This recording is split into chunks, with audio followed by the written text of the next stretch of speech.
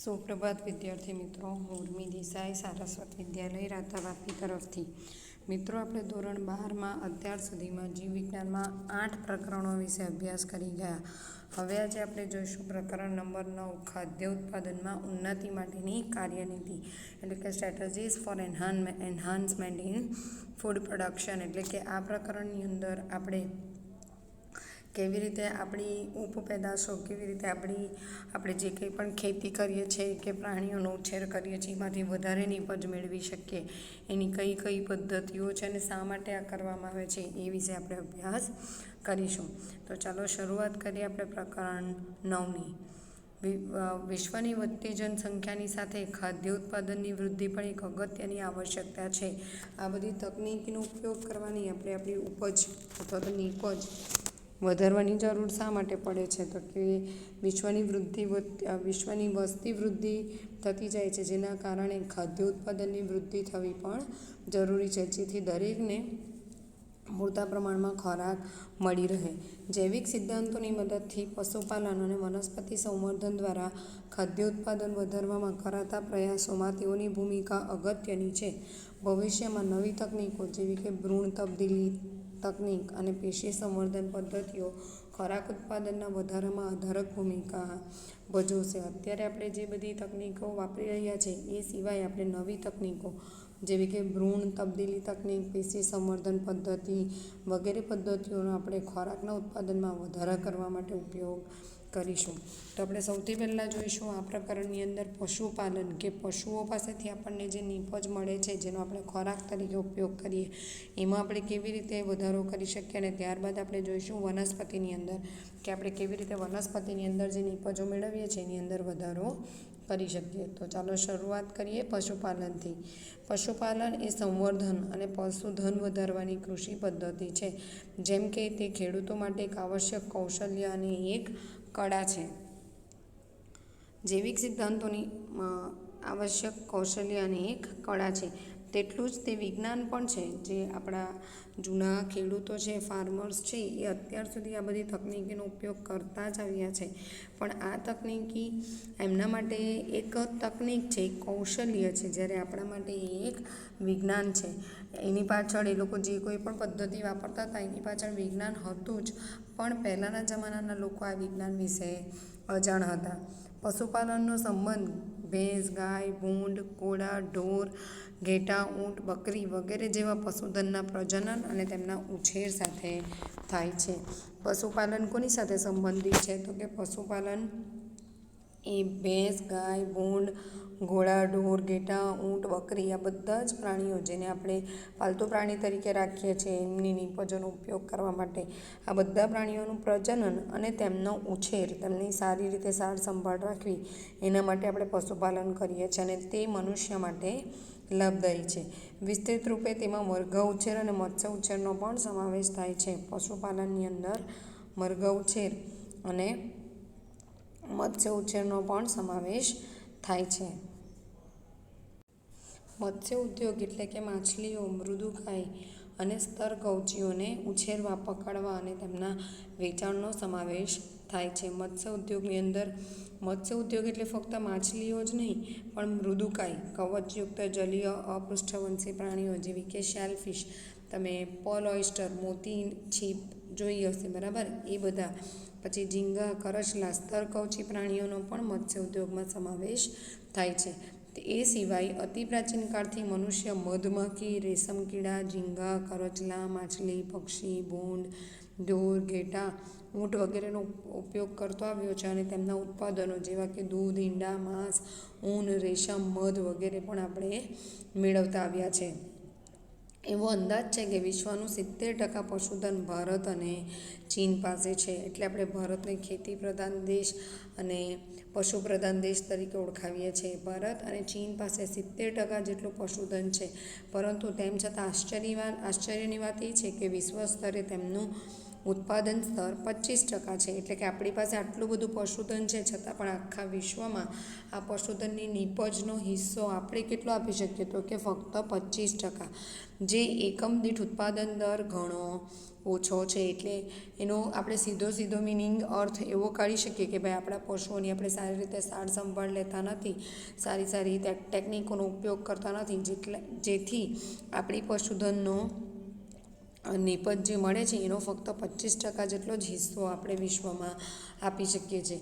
તેથી પ્રાણી સંવર્ધન અને સંભાળની પારંપરિક પદ્ધતિઓ ઉપરાંત ગુણવત્તા અને ઉત્પાદકતામાં સુધારો લાવવા માટે નવી તકનિકીનો ઉપયોગ કરવામાં આવ્યો છે. ભારત પાસે આટલું બધું પશુધન છે એટલા માટે જ આપણે પ્રાણી સંવર્ધન એટલે કે પશુપાલનની અંદર પારંપરિક પદ્ધતિઓ તો સાથે રાખી જ છે, પણ સાથે નવી પદ્ધતિઓનો ઉમેરો કરીને પશુધનના લીધે આપણને જે નીપજ મળે છે એની ગુણવત્તા અને ઉત્પાદકતામાં સુધારો લાવવા માટે તકનિકીનો ઉપયોગ કર્યો છે. તો કૃષિ અને કૃષિને લગતા પશુધનનું વ્યવસ્થાપન, આપણા કૃષિ એટલે કે ખેતી અને ખેતીને જે લગતા પશુધન જે છે એ પશુધનની અંદર આપણે કેવી રીતે ગુણવત્તા અને ઉત્પાદકતામાં સુધારો કરી શકીએ એ હવે આપણે જોઈશું. કૃષિ એટલે કે ખેતર વ્યવસ્થાપનની પારંપરિક પદ્ધતિઓમાં વ્યવસાયિક દ્રષ્ટિ હોવી જોઈએ, જેથી ખાદ્ય ઉત્પાદનને વધુ આવશ્યક વેગ આપી શકીએ. એટલે કે તમારી પાસે ખેતર હોય અને ખેતરમાં તમે પાક લેતા હો તો તમે પોતાના ઘર પૂરતું જ એની અંદર અનાજ ઉગાડો છે, એની જગ્યાએ આર્થિક દ્રષ્ટિએ એટલે કે તમે એનાથી વ્યવસાયિક દ્રષ્ટિએ તમે તમારા ઘર માટે પણ એને વાપરી શકો અને એમાંથી પૈસા કેવી રીતે કમાઈ શકો એ જો તમારો હેતુ હશે તો તમે તમારા ખેતરની અંદર જે કોઈ પણ પાક ઉગાડો છો એની અંદર નવી તકનિકનો ઉપયોગ કરશો. ચાલો આપણે વ્યવસ્થાપનની કેટલીક પ્રક્રિયાઓની ચર્ચા કરીએ જે વિવિધ પશુ કૃષિ તંત્રોમાં કાર્યરત છે. અહીંયા આપણે ઘણી બધી તકનિકી વ્યવસ્થાપનની પ્રક્રિયાઓ ભણવાના છે જે આપણને પશુધનની સાર સંભાળ, ગુણવત્તા અને ઉત્પાદકતામાં સુધારો લાવવા માટે ઉપયોગી છે. તો શરૂઆત કરીએ સૌથી પહેલાં ડેરી વ્યવસાયનું વ્યવસ્થાપન, ડેરી ફાર્મ મેનેજમેન્ટ. ડેરી બધાને ખબર જ છે, ભલે આપણા અહીંયા દક્ષિણ ગુજરાતમાં ખાસ તમને ડેરીઓ જોવા મળતી નથી, નાની ડેરીઓ છે, શોપ છે, દુકાન છે, પણ તમે ઉત્તર ગુજરાત સાઈડ જાઓ, આણંદ અમૂલ ડેરી, પછી પહેલાં વસુધારા ડેરી હતી, મહેસાણા ડેરી છે, દૂધસાગર ડેરી છે, આ બધી ડેરીઓ કઈ રીતે કામ કરે છે, તેમનું વ્યવસ્થાપન શું છે અને શા માટે આપણે આ ડેરીઓની જરૂર છે એના વિશે હવે આપણે જોઈશું. ડેરી ઉદ્યોગ એ મનુષ્યના વપરાશ માટે દૂધ તેમજ તેના ઉત્પાદન માટે પ્રાણીઓનું વ્યવસ્થાપન છે. ડેરી ઉદ્યોગ શું છે તો કે આપણા વપરાશ માટે દૂધ અને દૂધના બીજા બધા ઉત્પાદનો આપણે સારી રીતે વાપરી શકીએ એના માટે આપણે ડેરી વ્યવસ્થાપન કરીએ છીએ. શું તમે એવા પશુઓની યાદી બનાવી શકો છો જે ડેરી વ્યવસાય સાથે સંકળાયેલા હોય? તો આપણે કહીશું હા, જેમ કે ગાય, ભેંસ, બકરી, બરાબર, આ બધા પ્રાણીઓનું દૂધ આપણે ડેરી વ્યવસ્થાપનની અંદર વાપરીએ છીએ. ડેરી ઉદ્યોગમાંથી દૂધમાંથી બનતા વિવિધ ઉત્પાદનો કયા છે તો કે ડેરી ઉદ્યોગમાં દૂધમાંથી સામાન્ય રીતે આપણે જે વાપરીએ છીએ એમાં તમે લઈ શકો છો દહીં, છાશ, બટર અને ચીઝ, એ સિવાય દૂધ તો ખરું જ. ડેરી ઉદ્યોગ વ્યવસ્થાપનમાં પ્રક્રિયાઓ અને પ્રણાલીઓનું અધ્યયન કરવામાં આવે છે. એટલે કે ડેરી ઉદ્યોગની અંદર જે બધી પ્રક્રિયાઓ અને જે બધી સિસ્ટમ્સ ચાલે છે, પ્રણાલીઓ ચાલે છે, એનું અધ્યયન કરવામાં આવે છે કે આપણે કઈ રીતે દૂધની ગુણવત્તા અને એમાંથી બનતી ઉત્પાદનોની ગુણવત્તા વધારી શકીએ. બરાબર.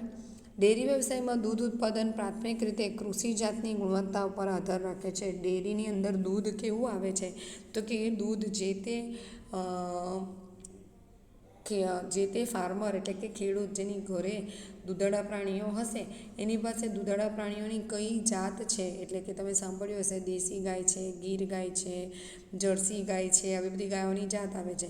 તો કઈ જાતની ગાય અથવા તો કઈ સ્પીસીસ, પ્રજાતિ આપણે ભણ્યા, કઈ જાતિની ગાયનું દૂધ ડેરીની અંદર આવે છે એના ઉપર આધાર રાખે કે ડેરીને અંદર જે બધી પ્રોડક્ટ બને છે, જે ઉત્પાદનો થાય છે એ ઉત્પાદનની ગુણવત્તા કેવી હશે.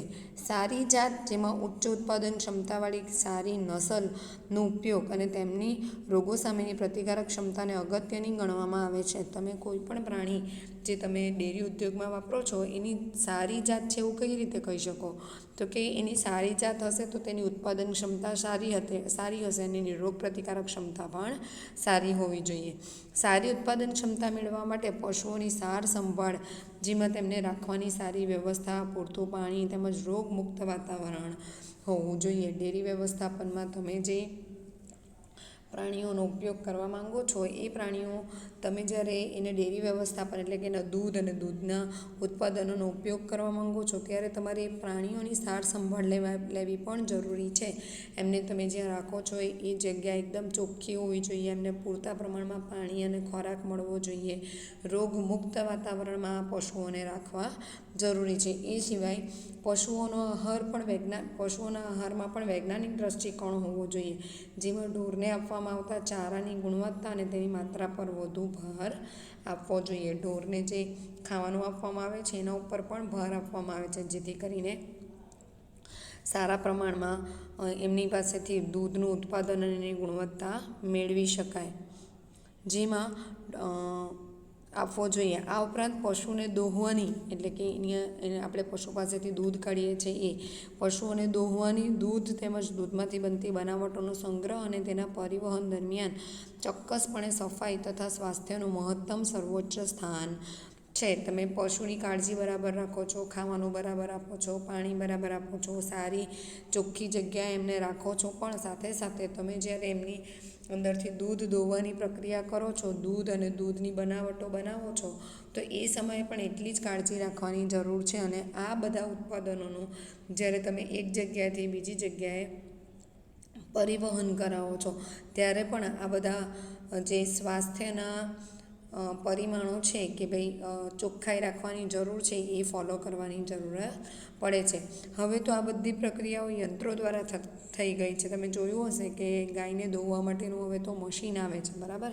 એટલે યંત્રો દ્વારા પણ હવે તો આ પ્રક્રિયા થાય છે, જેથી વ્યક્તિના સીધા સંપર્કમાં આવવાની તક રહેતી નથી. તેના કડકપણે અમલીકરણ માટે તેમનો યોગ્ય સૂચિયાંક રાખવાની અને સમયાંતરે તેના નિયમિત નિરીક્ષણની આવશ્યકતા રહે છે, જેથી શક્ય હોય એટલા વહેલા સમસ્યાઓને ઓળખવા અને તેમને તાત્કાલિક નિવારણ માટે મદદ મળી રહે છે. જ્યારે તમે ડેરી ઉદ્યોગ કે ડેરી વ્યવસ્થાપન કરો છો ત્યારે ડેરી ઉદ્યોગ કે ડેરી વ્યવસ્થાપનની અંદર લગતી આ બધી જ જે એના પેરામીટર છે, પરિમાણો છે કે ભાઈ પશુની જાત કેવી છે, પશુને ખોરાક કેવો આપો છો, પાણી કેવું આપો છો, એની રહેવાની વ્યવસ્થા કેવી છે, એને રોગમુક્ત વાતાવરણમાં રાખવું જોઈએ. ત્યાર પછી એની પાસેથી ઉત્પાદન મેળવ્યા બાદ એટલે કે દૂધ દોહ્યા બાદ દૂધ અને દૂધના ઉત્પાદનોની કાળજી કેવી રીતે રાખવાની છે અને એનું પરિવહન કેવી રીતે કરવાનું છે, આ બધી જ પ્રક્રિયાઓનું ડેરી વ્યવસ્થાપનમાં ધ્યાન રાખવામાં આવે છે. અને સાથે સાથે આ બધી જ પ્રક્રિયાઓમાં મોટાભાગની પ્રક્રિયાઓ યંત્રવત એટલે કે મશીનો દ્વારા થતી થઈ ગઈ છે. એટલે જો આ બધી પ્રક્રિયાઓમાં કોઈક સમસ્યા સર્જાય તો મશીનો થકી આ બધી પ્રક્રિયાઓ આપણે હવે મોટાભાગે કરીએ છીએ. એટલે આપણે એ પ્રક્રિયાઓની અગર કોઈ સમસ્યા સર્જાય તો એ સમસ્યાના જડ મૂળ સુધી પહોંચી શકીએ છીએ અને એ પ્રક્રિયાને આપણે ફરી પાછી સુધારી શકીએ છીએ. પશુ ચિકિત્સકની મુલાકાત પણ અનિવાર્ય બની રહે છે. વેટરનરી ડૉક્ટર, પશુ ચિકિત્સક, ઢોર ઢાંખરના ડૉક્ટર, એમની પાસે પણ વારે ઘડીએ પશુઓની સ્વાસ્થ્ય સંભાળ લેવી જરૂરી છે. તમે ડેરી જાળવણીના વિવિધ પાસાઓ પર પ્રશ્નાવલી તૈયાર કરો. તમે ઉદાહરણ તરીકે લો કે ભાઈ તમારે ડેરી ફાર્મ ખોલવું છે તો તમે એમાં કઈ કઈ પ્રશ્નાવલી તૈયાર કરશો, કયા કયા પ્રશ્નોના જવાબ મેળવવાનો પ્રયત્ન કરશો જે તમને ડેરી ફાર્મ બનાવવામાં ઉપયોગી થશે, તેની પ્રશ્નાવલી તૈયાર કરો અને પછી તમારા વિસ્તારમાં ડેરી ફાર્મની મુલાકાત લો અને પ્રશ્નોના જવાબ શોધી કાઢો તો તમને તે રસપ્રદ લાગશે. આ સિવાય તમે કોઈક વાર ચાન્સ મળે અને જાઓ આણંદ બાજુ તો આણંદ અમૂલ ડેરી, વસુધારા ડેરી, ત્યારબાદ આપણી મહેસાણા સાઈડ જવાનું થાય તો મહેસાણા દૂધસાગર ડેરી, આ બધી ડેરીની મુલાકાત લો તો તમને ખ્યાલ આવે કે આ ડેરી વ્યવસાયનું વ્યવસ્થાપન કેટલું જરૂરી છે.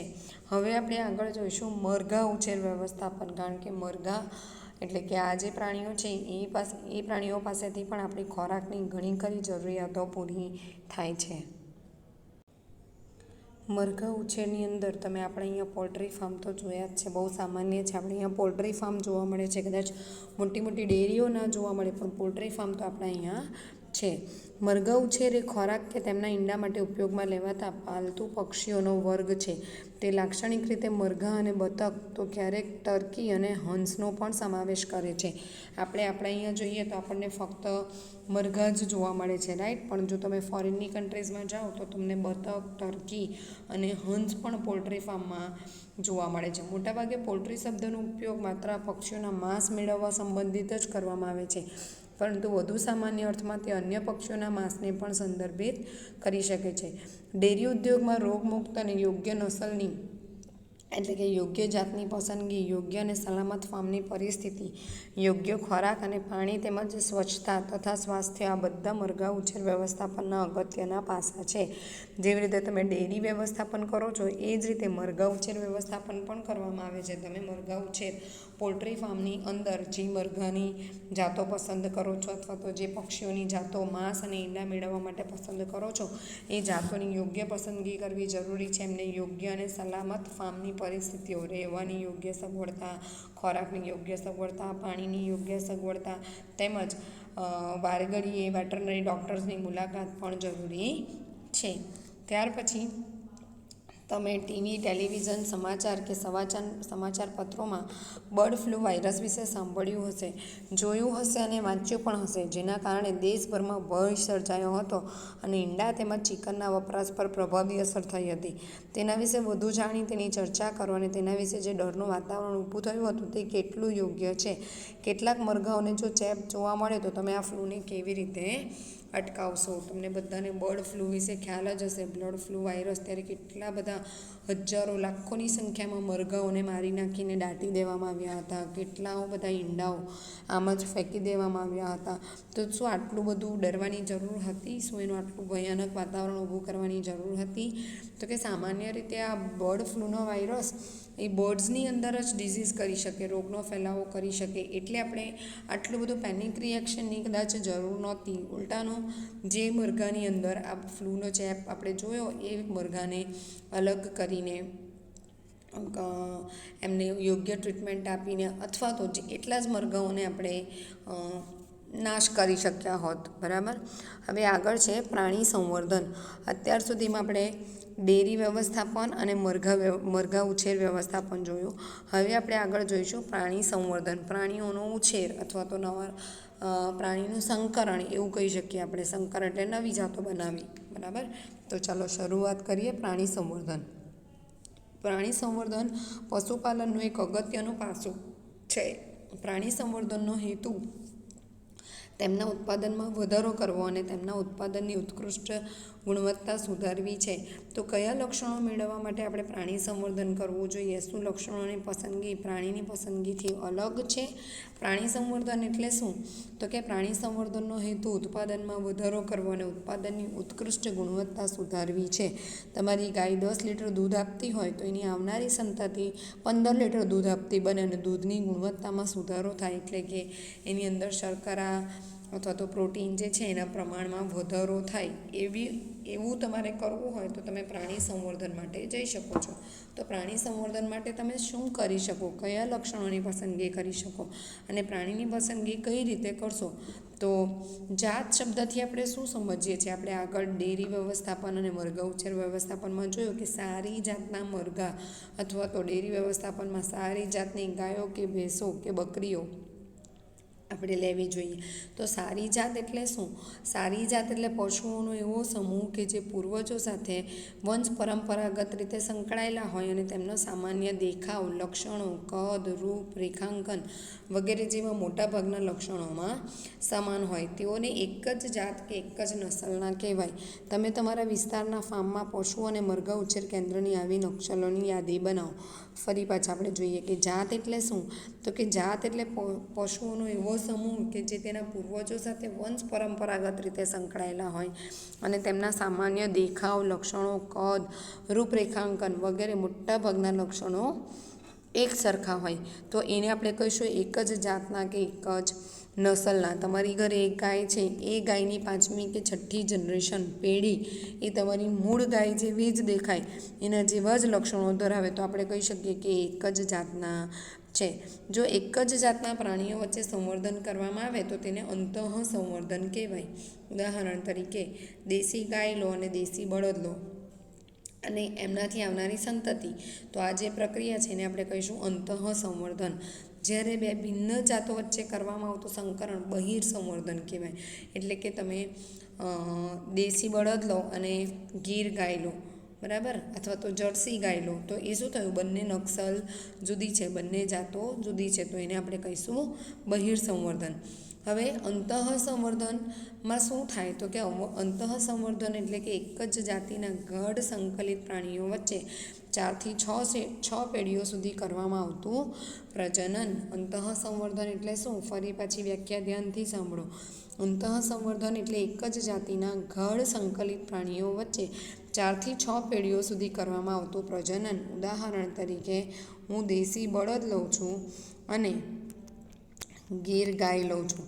આ દેશી બળદ અને ગીર ગાયના કારણે જે સંતતિ આવી એ સંતતિ ઉદાહરણ તરીકે નર હોય તો ફરી પાછું આ નરનું ગીર ગાય સાથે જ સંકરણ, આવું સતત અંતઃ સંવર્ધન એટલે દેશી ગાય અને દેશી બળદ, દેશી ગાય અને દેશી બળદ એક જ જાતિ લેવાની છે આપણે અંતઃ સંવર્ધનમાં. આનાથી સંતતિ આવી, આ સંતતિ નર હોય તો અહીંયા પાછો દેશી બળદ, આ સંતતિ જો માદા હોય, આ સંતતિ જો નર હોય તો અહીંયા દેશી ગાય અને આ સંતતિ જો માદા હોય તો અહીંયા પાછો દેશી બળદ. આવી રીતે એક જ જાતની એટલે કે એક જ દેશી જાત છે ગાય અને બળદ બંનેની, આ દેશી જાત વચ્ચે જ 4 થી 6 વાર પ્રજનન કરાવવામાં આવે તો એને આપણે કહીશું અંતઃ સંવર્ધન.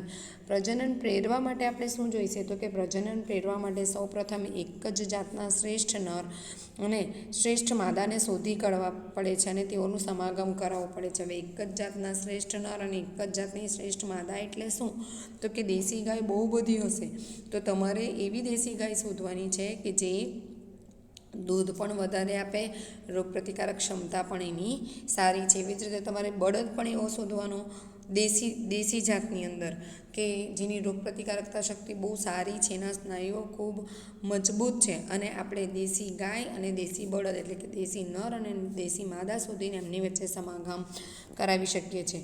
શ્રેષ્ઠ માદા તરીકે ગાય અથવા તો ભેંસ હોઈ શકે જે દૂધ સ્ત્રવણે વધુ દૂધ આપે છે, જ્યારે બીજી બાજુ શ્રેષ્ઠ નર એટલે કે આખલો અથવા તો બળદ જે અન્ય નરની સાપેક્ષે શ્રેષ્ઠતમ સંતતિ ઉત્પન્ન કરી શકે છે. પ્રકરણ 5માં મેન્ડલે ચર્ચેલા સમયુગ્મી શુદ્ધ બધાને યાદ હશે કે કેપિટલ ટી સ્મોલ ટી એ સમયુગ્મી શુદ્ધ કહેવાય. કેપિટલ ટી સ્મોલ ટી હોય તો એ વિષમયુગ્મી કહેવાય. તો અહીંયા પણ તમે અંતઃ સંવર્ધનની અંદર જે પિતૃઓ લો છો એ સમયુગ્મી શુદ્ધ હોવા જોઈએ. વટાણાની શુદ્ધ જાતો મેળવવા માટે જે કાર્યપ્રણાલીનો ઉપયોગ કરવામાં આવ્યો હતો તેવી જ કાર્યપ્રણાલીનો ઉપયોગ પશુઓની શુદ્ધ જાતો મેળવવા માટે પણ થાય છે. અંતઃ સંવર્ધનથી સમયુગ્મતા વધે છે. સમયુગ્મતા એટલે એક સરખા જનીનો ભેગા થયા કરશે, જેને આપણે હોમોઝાયગોસિટી કહીશું. આથી જો આપણે કોઈ પ્રાણીમાં તેની શુદ્ધ જાત મેળવવા માંગતા હોઈએ તો અંતઃ સંવર્ધન જરૂરી છે. અંતઃ સંવર્ધન નુકસાનકારક પ્રચ્છન્ન જનીનોને પણ બહાર લાવે છે અને તેને આપણે પસંદગી દ્વારા દૂર કરી શકીએ છીએ.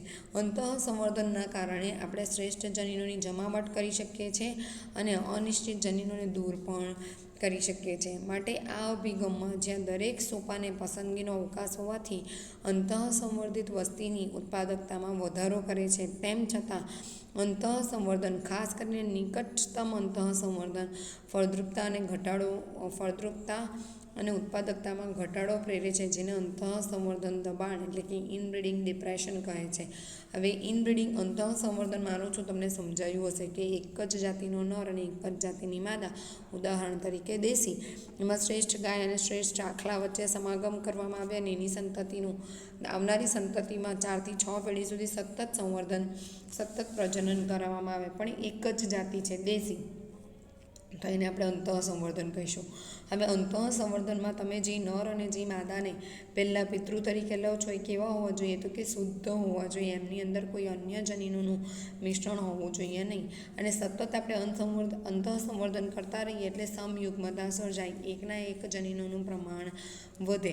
અંતઃસંવર્ધનના કારણે આપણને જોઈતા જનીનો, ઈચ્છિત જનીનો આપણે સારી રીતે ભેગા કરી શકીએ છીએ અને અનિચ્છિત જનીનો એમાંથી ધીરે ધીરે દૂર થતા જશે. પણ જો આવું સતત કરવામાં આવે, સતત અંતઃસંવર્ધન કરવામાં આવે તો એના કારણે જે તે પ્રાણીની ફળદ્રુપતા અને ઉત્પાદકતામાં પણ ઘટાડો થઈ શકે છે, જેને અંતઃસંવર્ધન દબાણ કહેવામાં આવે છે. અહીં ઉદાહરણ આપેલા છે દુધાળા પશુઓ અને મરઘીમાં.